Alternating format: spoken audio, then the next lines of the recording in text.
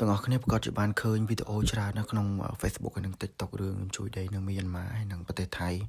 ជាពិសេសគឺប្រទេសថៃគឺមានការបាក់ស្រុតអាគារហើយសម្រាប់បងប្អូនដែលនេះងាកមកមើលប្រទេសមីយ៉ាន់ម៉ាដែលចេញដំបងដែលរញ្ជួយដីនេះមិនមែនរញ្ជួយធម្មតាគឺលក្ខណៈធ្ងន់ធ្ងរតែម្ដងបងប្អូនទាំងអស់គ្នាហើយនេះសម័យមើលបើសិនជាវាកើតនៅក្នុងកណ្ដាលទីក្រុងវាមិនដឹងជាមហន្តរាយនឹងវាកើតឡើងជាយ៉ាងណាបើប្រេះដីឡើងដូចជាក្នុងរឿងយើងធ្លាប់មើលនៅសម័យមើលថាវាប្រេះដីហើយចេញលបាប់ផុកមកមិនដឹងថាខាងក្រោមនឹងវាដីនឹងវាពុះកញ្ជ្រោលយ៉ាងម៉េចដល់ថ្នាក់ប្រេះចេញមកដូចយើងធ្លាប់មើលតែឃើញក្នុងរឿងទៅទាំងអស់គ្នាអានេះគឺទឹកខៀវល្មើងហូរចេញមកទាំងអស់គ្នាឃើញអានេះនៅមីយ៉ាន់ម៉ាដែលនៅតាមស្រុកស្រែចកាធម្មតានេះបបប៉ះជាផ្លូវជាតិឬក៏កន្លែងប្រជុំជនមិនដឹងថាទៅជាយ៉ាងណាទេបងប្អូនអើយ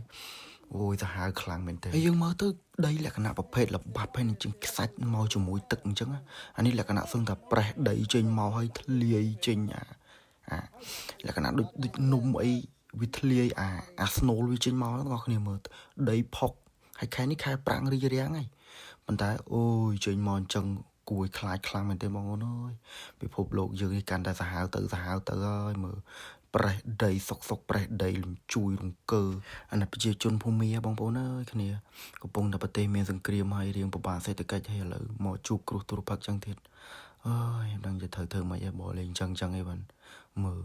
លេងប្រេះដីចង់1ម៉ែត្រ2ម៉ែត្រដូចក្នុងរឿង Hollywood ហើយហ្នឹងអើយ